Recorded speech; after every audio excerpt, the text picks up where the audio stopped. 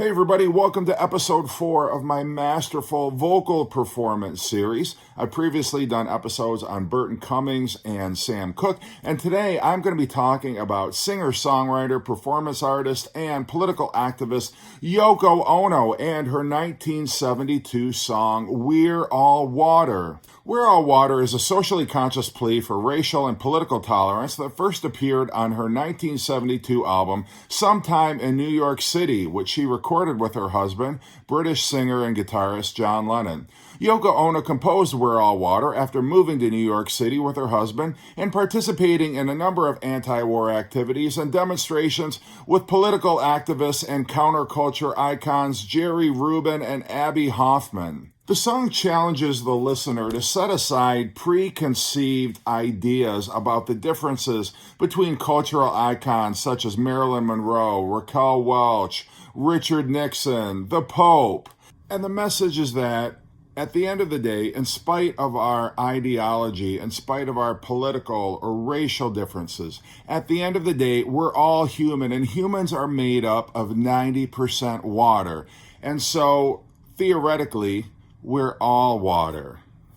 Now, Yoko Ono's unique vocal style was inspired in part by her participation in primal scream therapy with Dr. Arthur Janov, which she and her husband John participated in early 1970. And she characterized it herself as howling. Howling is something that's an expression that's not so intellectualized as words, you know.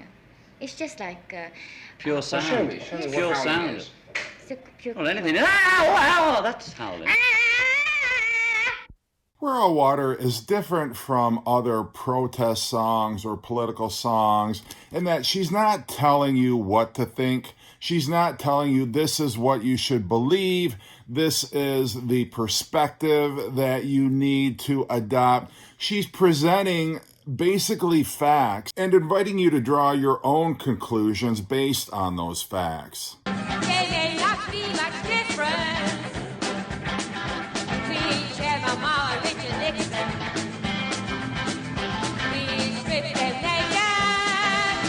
The most provocative line in the song is in the first verse, where she's talking about there may not be much difference between Chairman Mao and Richard Nixon if we strip them naked. And she pays particular attention to the word naked. She draws out the word naked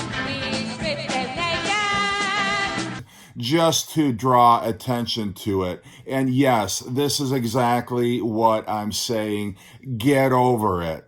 The next verse is not quite as controversial. There may not be much difference between Marilyn Monroe and Lenny Bruce if we check their coffins, but notice how she pays particular attention to the word coffin. She kind of rushes through Marilyn Monroe and Lenny Bruce as if to say they're not important. She's not saying Marilyn Monroe and Lenny Bruce. She just kind of rushes through it like, who are they? Check their coffins, and you'll see how important they really are. Check their coffins.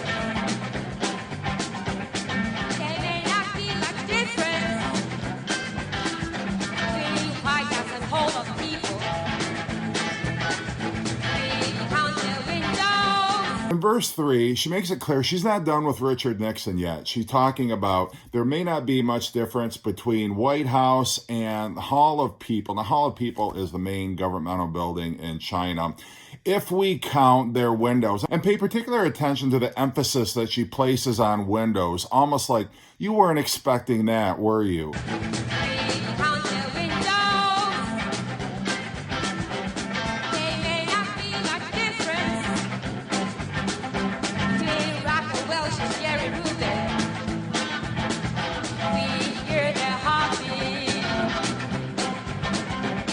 She sings the next verse, which is, there may not be much difference between Raquel Welch and Jerry Rubin if we hear their heartbeat. And then she gets into the chorus, and the chorus is where she first unleashes like the full power of her voice. And it's a very operatic style.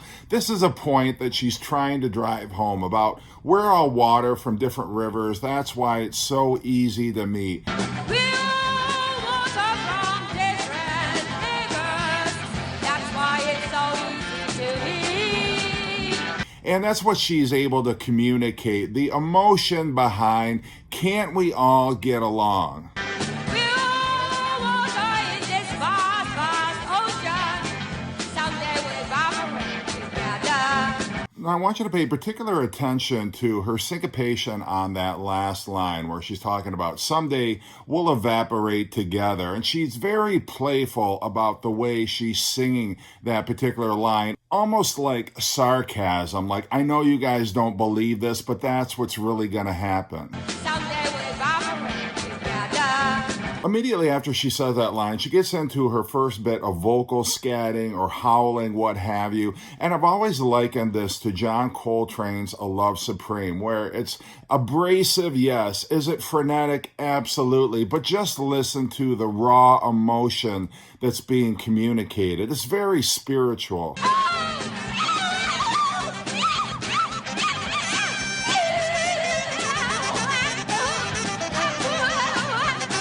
The naked, raw emotion of that simple line of vocal scatting, it sends chills down my spine. I really get goosebumps when I listen to it just because it's so difficult to be that vulnerable. So I'm going to play that again, and I want you to listen with your eyes closed.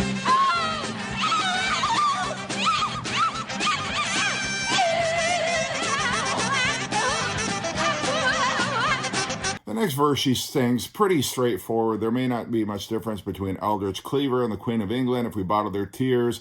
But then she comes to what is probably the second most provocative line in the entire song. She's talking about there may not be much difference between Manson and the Pope. And watch how she lingers on Manson and the Pope. Pope in particular, I think she's trying to be a little provocative. I think she's trying to court a little bit of controversy with the way that she sings Pope. Manson and the Pope. And it's not sung in a disrespectful way, The Pope. but it's definitely to draw emphasis. Yes, I'm singing about the Pope. Manson and the Pope. But then she relieves some of that tension by singing "If We Press Their Smile."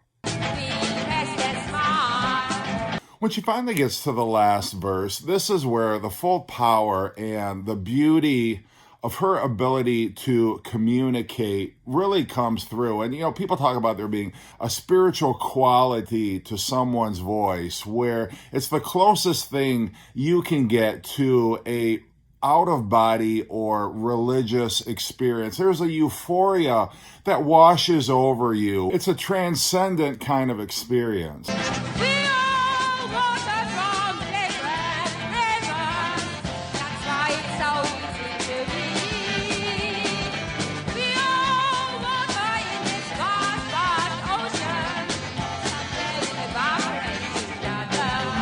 The song closes out with some more of her vocal howling, and I want you to pay particular attention to the modulation in her voice, her syncopation, just how she's able to use her voice. Almost there's like a joyful quality to some of this, and so you have that dichotomy of the anger and the joy. On the surface, it seems very random and unfocused, but if you pay very close attention, you will see that there's a harmonically complex series of notes that she's communicating.